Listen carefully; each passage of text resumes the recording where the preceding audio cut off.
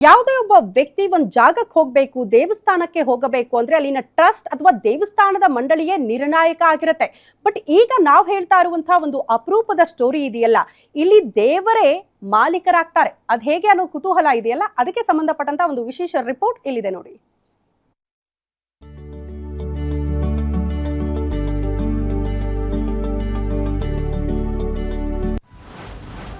ಈ ಜಾಗಕ್ಕೆ ದೇವರೇ ಯಜಮಾನ. ದೇವಸ್ಥಾನದ ಪರ ಕೋರ್ಟ್ ತೀರ್ಪು.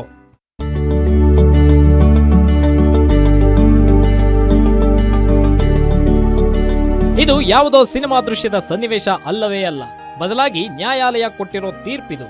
ದೇವರೇ ಜಾಗದ ವಾರಸುದಾರ, ಮತ್ಯಾರು ಅಲ್ಲವೇ ಅಲ್ಲ ಅಂತ ಶ್ರೀ ಬಿ ನರಸಿಂಹಸ್ವಾಮಿ ದೇವಸ್ಥಾನದ ಪರವಾಗಿ ಕೋರ್ಟಿನಿಂದ ಐತಿಹಾಸಿಕ ತೀರ್ಪು ಹೊರಬಿದ್ದಿದೆ. ಹೌದು, ತುಮಕೂರು ಜಿಲ್ಲೆಯ ಅತ್ಯಂತ ಪ್ರಾಚೀನ ದೇವಸ್ಥಾನಗಳಲ್ಲಿ ಒಂದಾದ ಶ್ರೀ ಬಿ ನರಸಿಂಹಸ್ವಾಮಿ ದೇವಸ್ಥಾನವು ಇತ್ತೀಚಿನ ವರ್ಷಗಳಲ್ಲಿ ದೇವಸ್ಥಾನ ಮತ್ತು ಅದಕ್ಕೆ ಸೇರಿದ 20ಕ್ಕೂ ಹೆಚ್ಚು ಎಕರೆ ಭೂಮಿಯ ಮಾಲೀಕತ್ವದ ಬಗ್ಗೆ ವಿವಾದಗಳ ಸುಳಿಯಲ್ಲಿ ಸಿಲುಕಿತ್ತು.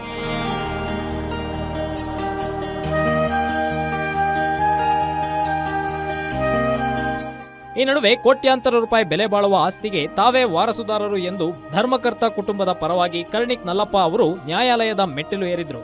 ಇದಕ್ಕೆ ಪ್ರತಿವಾದಿಯಾಗಿ ಕರ್ನಾಟಕ ಸರ್ಕಾರವು ತನ್ನ ವಾದ ಮಂಡಿಸಿತ್ತು. ಕುತೂಹಲ ಕೆರಳಿಸಿದ್ದ ಮೊಕದ್ದಮೆ ಹೈಕೋರ್ಟ್ ವರೆಗೂ ತಲುಪಿ ನಂತರ ತುಮಕೂರಿನ ಸಿಜೆಎಂ ಸೀನಿಯರ್ ಸಿವಿಲ್ ಜಡ್ಜ್ ಅವರಿಗೆ ವರ್ಗಾಯಿಸಲ್ಪಟ್ಟಿತ್ತು. 2011ರಿಂದ ನಡೆಯುತ್ತಿದ್ದ ಕೇಸಿನ ತೀರ್ಪು ಇತ್ತೀಚೆಗೆ ಹೊರಬಿದ್ದಿದ್ದು ಘನ ನ್ಯಾಯಾಲಯವು ಐತಿಹಾಸಿಕ ತೀರ್ಪನ್ನು ನೀಡಿದೆ. ನಮ್ಮ ಫೋರ್ ಫಾದರ್ಸ್ ಎಲ್ಲ ಅದು ಪ್ರಾಪರ್ಟೀಸ್ ದೇವಸ್ಥಾನ ಕಟ್ಸಿರೋದು, ಪ್ರಾಪರ್ಟಿ ಸೇರಿರೋದು ದೇವಸ್ಥಾನಕ್ಕೆ, ಅದು ನಮ್ಮ ಸ್ವಂತ ಪ್ರಾಪರ್ಟಿ ಅಂತ ಕೇಸ್ ಹಾಕಿ ಆರ್ಡರ್ ತೊಗೊಂಡಿದ್ರು. ಆದರೆ ಈಗ ನೆಕ್ಸ್ಟ್ ನಾವು ಹೈಕೋರ್ಟಿಗೆ ಹೋಗ್ಬಿಟ್ಟು ಹೈಕೋರ್ಟಲ್ಲಿ ಅದು ಸೆಟಿಸ್ಫೈಡ್ ಆಗಿ ಟ್ರಯಲ್ಗೆ ಅಂತ ತುಮಕೂರಿಗೆ ಬಂದಿತ್ತು. ತುಮಕೂರಿಗೆ ಬಂದಾಗ ತುಮಕೂರು ಕೋರ್ಟಲ್ಲಿ ಟ್ರಯಲ್ ಇಲ್ಲಿವರೆಗೂ ನಡೆದು ಇದು ಕರ್ಣಿಕ ನಲ್ಲಪ್ಪ ಅವ್ರಿಗೆ ಮ್ಯಾನೇಜ್ಮೆಂಟ್ಗೆ ಅಷ್ಟೇ ಕೊಟ್ಟಿರೋದು, ಅವ್ರ ಸ್ವಂತ ಪ್ರಾಪರ್ಟಿ ಅಲ್ಲ, ಅವ್ರ ದೇವಸ್ಥಾನ ಕಟ್ಸಿರೋದಲ್ಲ, ಅದು DC ಎನ್ಕ್ವೈರಿ ಮಾಡಿ ಗೌರ್ಮೆಂಟಿಗೆ ತಗೊಳ್ಳಿ ಅಂತಾನೆ.